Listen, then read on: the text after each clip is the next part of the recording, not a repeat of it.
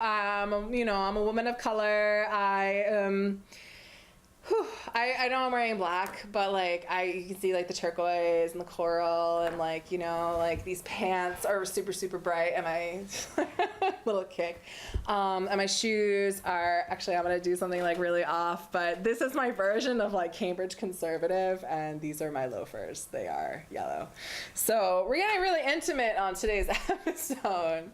A little intimate and artistic. I think it's like the purple lighting. So that's what's going on. So yeah, so on the aspects of healing, I'm actually an art. So we did a lot of healing right now. I did a lot of healing. I hope you're doing the healing. I hope you're feeling this emotional check-in.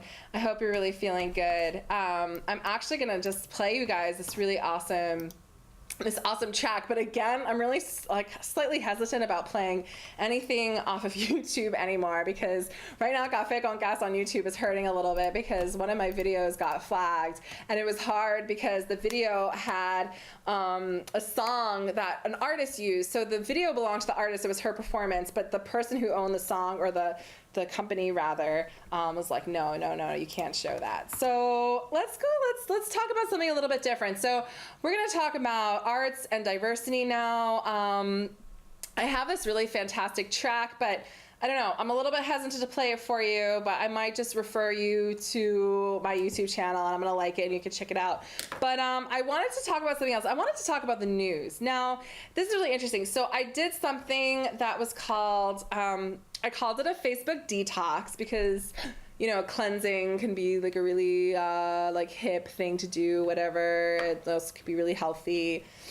So I did this Facebook detox, and I did an experiment where I didn't check my Facebook for 10 days. And on my wall, I also called it like, holy crap, I also have 2 midterms detox.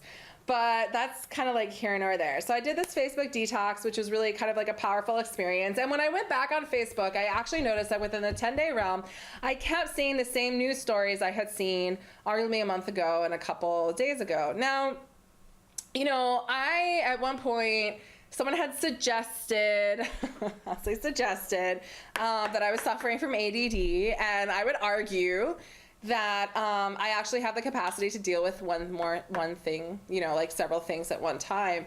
So I would translate that to also being a visual person and knowing shapes. So when I was like in school, right, if I had like a study sheet, and this all is related, I promise.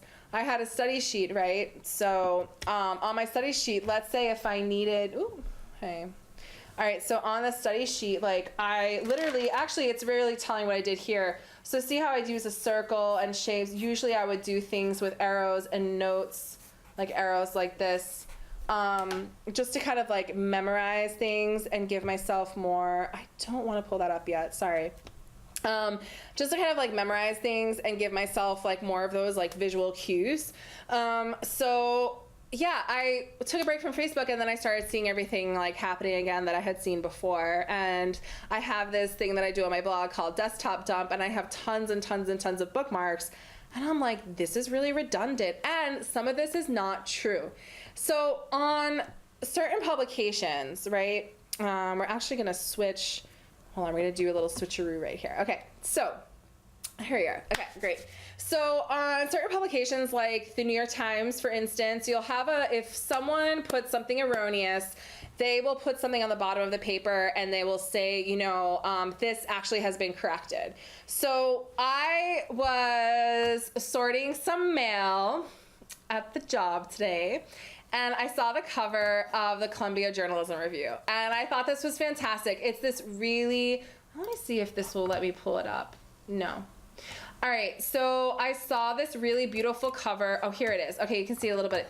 So like color, boom, boom, boom, color. So you got this like really pink hue, and it's interesting because the cover of Wired.com also had pink on their cover. So for some reason, like pink is really coming in right now. So this is really interesting, and it's a Columbia Journalism Review, and it says, who cares if it's true? Now, this is really, really interesting because it talks about how modern newsrooms are actually reassessing, like, what are they doing? And, like headlines, classic Buzz. So this is the thing, BuzzFeed, right? So they have a lot of like videos. Some of their videos are absolutely hilarious. But this has become like a source of news for people, source of like immediate, like reactionary news. So I thought this was really interesting that they're starting to really tackle this issue, and they're talking about a culture war, and that's really profound, interesting language, you know? A culture war, dividing journalists, the gaps is generational, right? But it's always boiled down to a battle over the purpose of what we do. All of the dismissive, snipping, straight out antagonism between old school defenders of the print craft and the young digital brains propelling startups come down to debate over values. The old guard argued that they were driven for the quest for truth and by their sense of what citizens need to know to be informed foreign participants in democracy. Reporting was all about locking down the facts and presenting them to readers. Digital journalists have countered that way of being more honest and democratic by being quicker. If that means presenting stories before they'd been truly vetted, that was okay, because the internet would correct itself. Truth would emerge through open trial and error. So this is like a really, really incredible issue, because you're talking about, you know, you're talking about the truth, right? And then what's interesting, they say the culture war is dividing journalists between the older journalists and the younger journalists. Anything that has an age on it gives me a red alert. Because who was creating MTV at the time? Who was creating the media content that was feeding us the real world? Those were adults. It's not like we just happened to... my mom's texting me. Hi, mommy. Sorry, I usually don't have my phone, but I was in a rush, so a little distracting. But anyways, so like anytime there's this whole like millennial debate, it really, really kind of like it triggers something, because we've always been perceived as like lazy and all this crap, right? And I don't think that's true. We're just not. So anyway, so there's this really interesting like debate over values turning into a death match, when in reality, and this is something I'm not going to be able to show you right now, but I really, really, really, really would encourage you to go to the Pew Research. I'm going to encourage you, I'm going to pull up this website right now. I'm going to really, really encourage you guys to check out this website. This is on my face. All right, so this is called the Pew Research Center, Nonpartisan, Non-Advocacy, Public Opinion Polling, and Demographic Research. This website is gonna This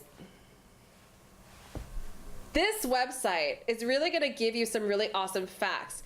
And what is really happening is that even though they're blaming this on the general, like on the millennials, what's really happening is that the big corporations, the big old money has like drained the resources out of the newsroom so much to the point where journalists don't have the time to report their facts. And part of the administration coming before Obama has put an extended period on when journalists can get information. It's like a 10-day wait period or something like that to question and access some classified documents. So contrary to what, and I know I'm saying contrary to the climate journalism view, but I don't think the whole argument is simply about a generational debate. I also think there's much more to be heard and said, and I think, you know, check it out. Do your emotional check-in, see what you're consuming, be conscious, be aware of your sensory diet. Hi, I'm Joan Meister.